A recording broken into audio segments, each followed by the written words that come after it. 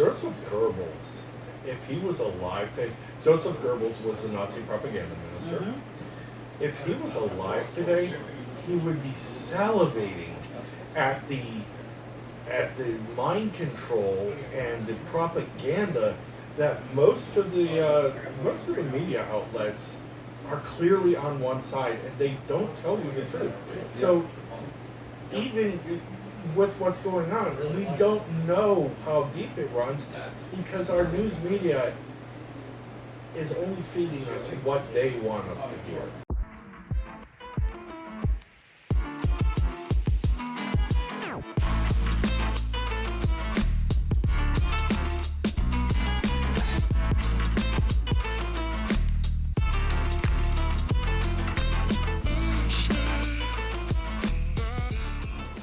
So I am here tonight with Michael,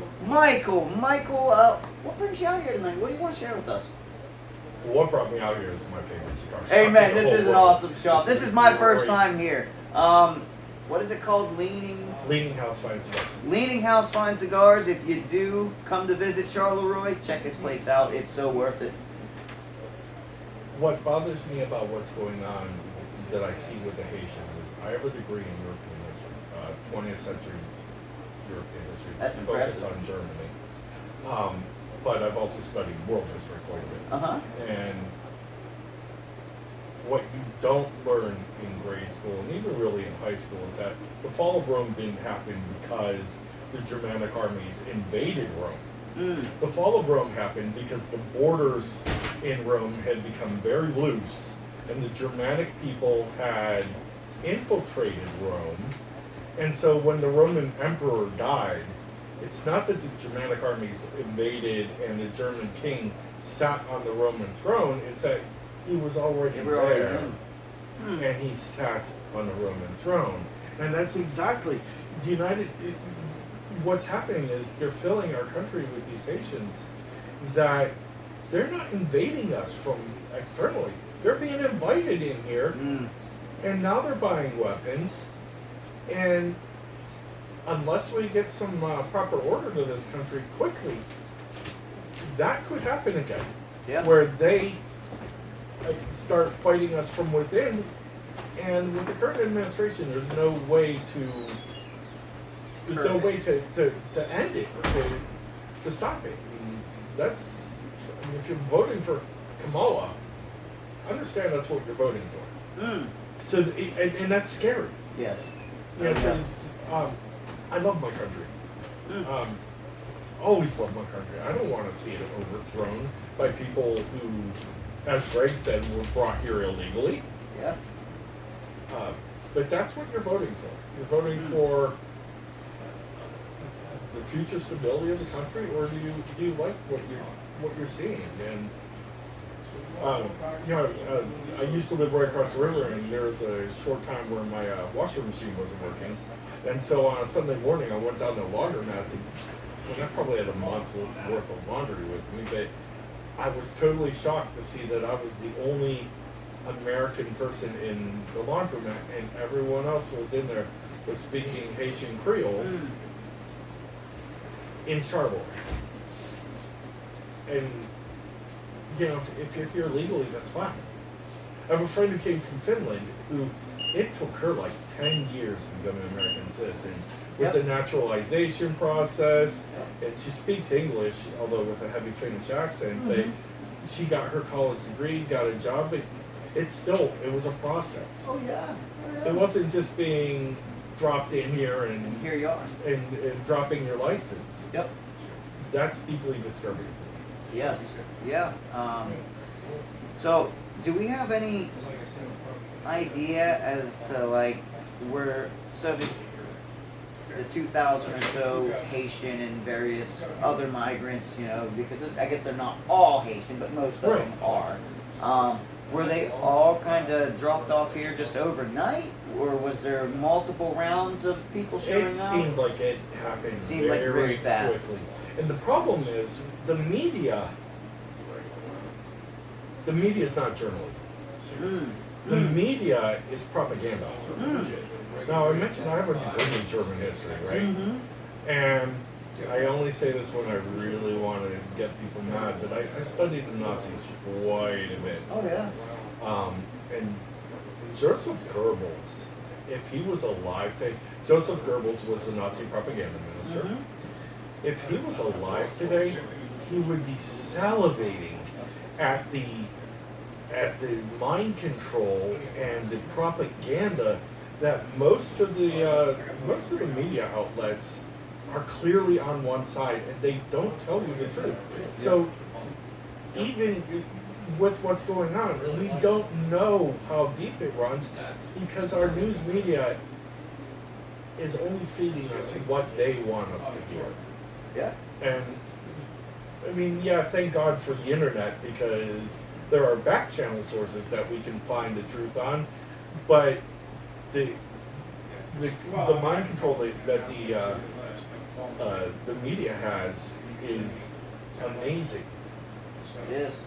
Although I must point out that we were discussing earlier with the government mind control experiment about walking certain ways during COVID. Mm-hmm. I think that backfired on us because, back in 2016, a lot of people voted for Trump. Oh yeah. Now, they cheated the election, but I think that experiment during COVID woke a whole bunch of people up, so that they realized that, there's to quote Shakespeare, there's something rotten in Denmark. Yes. And so while that was a horrible time and it was not very much fun, Yeah. it might have served a good purpose in waking up those who might have been on the borderline of supporting Trump and realizing that, okay, it's okay to have mean tweets and it's okay to have Orange Man, but Orange Man he's got us and he's got our best interest in mind, and he's definitely not a member of the swamp.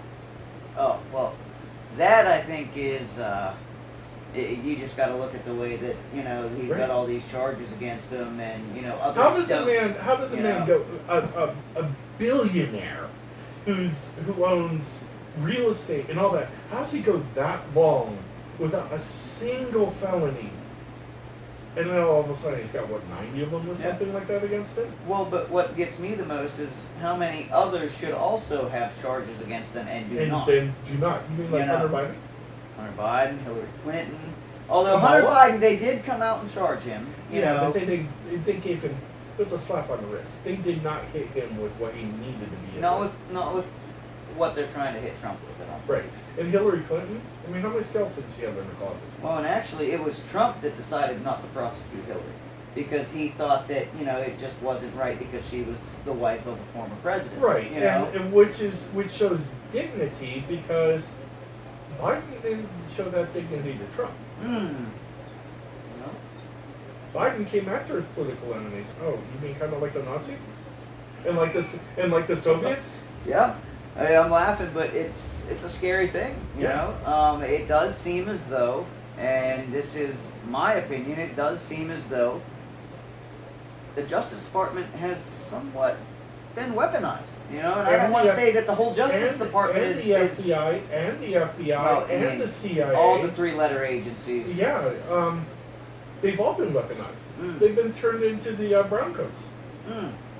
The brown coats were the Nazi thugs. The black coats, the SS were the elites, but the brown coats were the thugs, the ones who went around to scare people into complying. Yeah. So, where do you think we're headed as a nation? Do you truly believe that we're facing some sort of, We're at the proverbial cross fork in the roads. This election it's actually like a scary thing, because if we go Trump, God help us, and I pray that we do, there may still be hope for the country. Although, I mean, some of the things that are going on with teaching children that they can decide their own sex before they even know how they were created and that kind of stuff. But listen, it's one thing for them to try to sow confusion and division amongst the adult population, yeah. But when you start to try to sow confusion into the children, that's when Yeah. I stand up and say this is wrong. That, you know. Right. But if we go with Trump, our country may be savable. If we go with Kamala, we're doomed. I mean, I don't see the United States lasting another.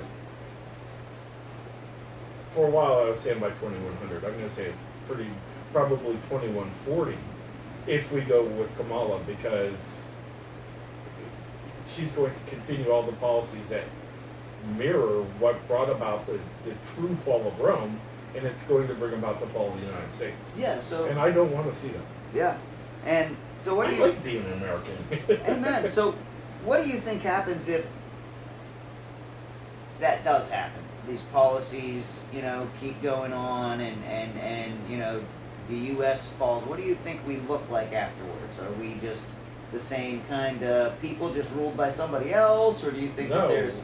the Dark Ages are coming. If you've studied Roman history, you know, Rome was a thriving, glorious civilization. It was. Constantine, roughly the high point of the Roman Empire. For how long? About 2,000 years, right? Yeah, 2,000 or 3,000 years. And 150 years after Constantine, the Dark Ages had set in Rome, where transportation had crumbled. Censorship, there was the you know... And education had crumbled. Yep. And I fear, you know, if the country breaks up like that, you know, it's not going to be, we won't be able to just fly to California or fly to Florida. We won't, a lot of the wonderful things about Western civilization are going to go away. Yeah. You know, the American dollar will no longer exist. So, how are you going to pay for your groceries? How are you even going to get gas? Because the great thing about having a country this size is we don't have tariffs in between, you know, like Pennsylvania and Ohio. Yep. And if the country just disintegrates into pieces, there could very well be tariffs between Pennsylvania and Ohio, and then everything's going to skyrocket in price, and none of us will be able to afford to even exist. Yeah. Yeah. Yeah, it's definitely all plausible. So, as far as just, I mean, I understand the election's coming up, and if you listen to Greg here, go out and vote. Vote for Trump. Yep. And vote for Trump now if you have early voting, so that you can make sure your ballot gets cast and counted. Yes. And so, as far as voting, what can we be doing within our own communities? Is there anything we can be doing, going out and, you know, talking to people, kind of? Yeah, talk to your friends and let them know that, you know, what's really at stake in this election. And let them know it's not just, you know, the mean guy with the mean tweets, but Trump's a businessman. You know, that was before I even found out what his policies were. When he announced he was running for president, I said, I'm voting for him because he's not an established politician. He hasn't been groomed by anyone, which is why he's got the mean tweets, because nobody's, you know, told him what to say. He's not politically correct. Exactly. And because he hasn't been groomed for 40 years by Washington.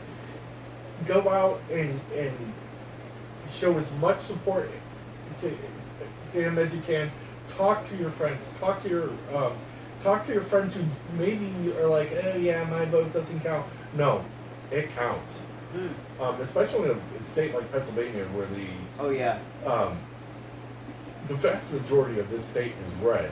And the only part of the state that's like blue is like Allegheny County, where Pittsburgh is, in the area around Philadelphia, and maybe Scranton.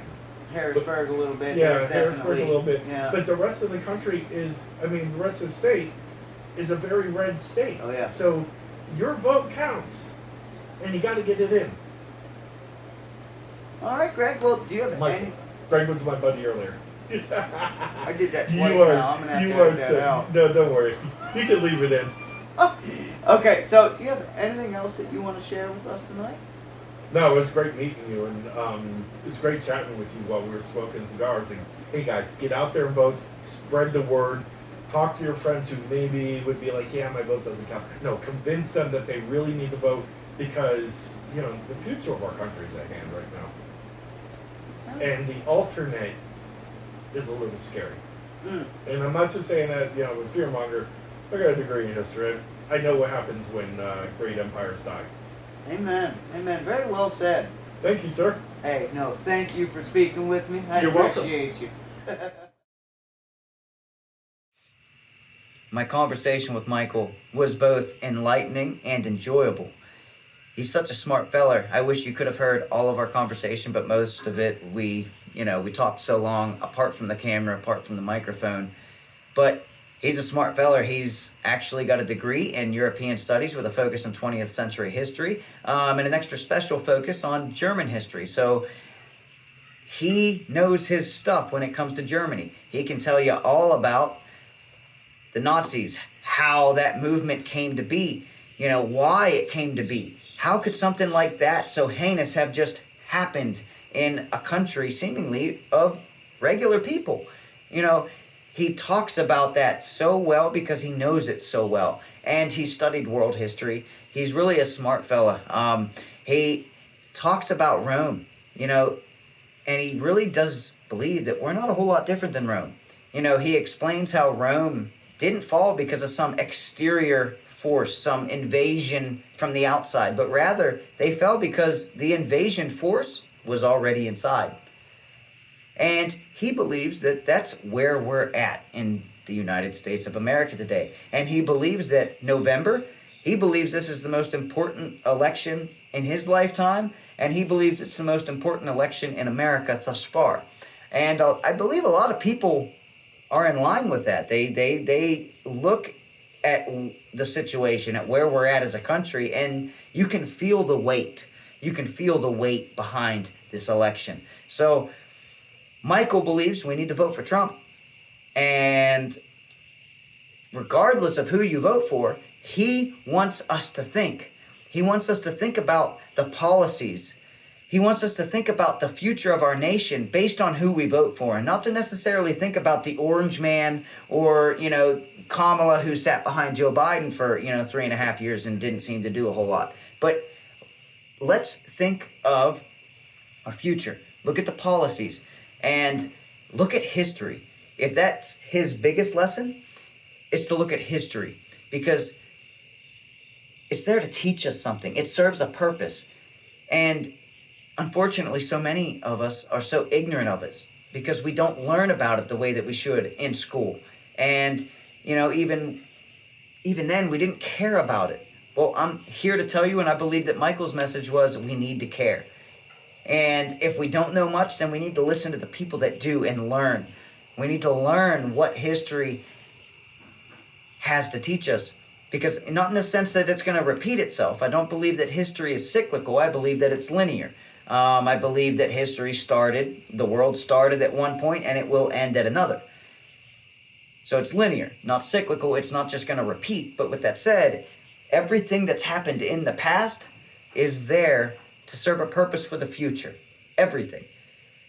And a lot of that, I believe it's there for us so that we can learn how to go forward.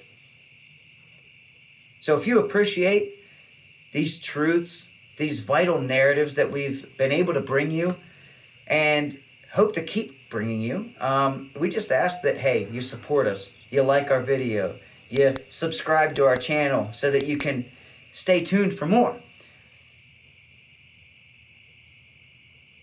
We will be continuing our investigation and our sharing of perspectives from both Springfield and Charleroi.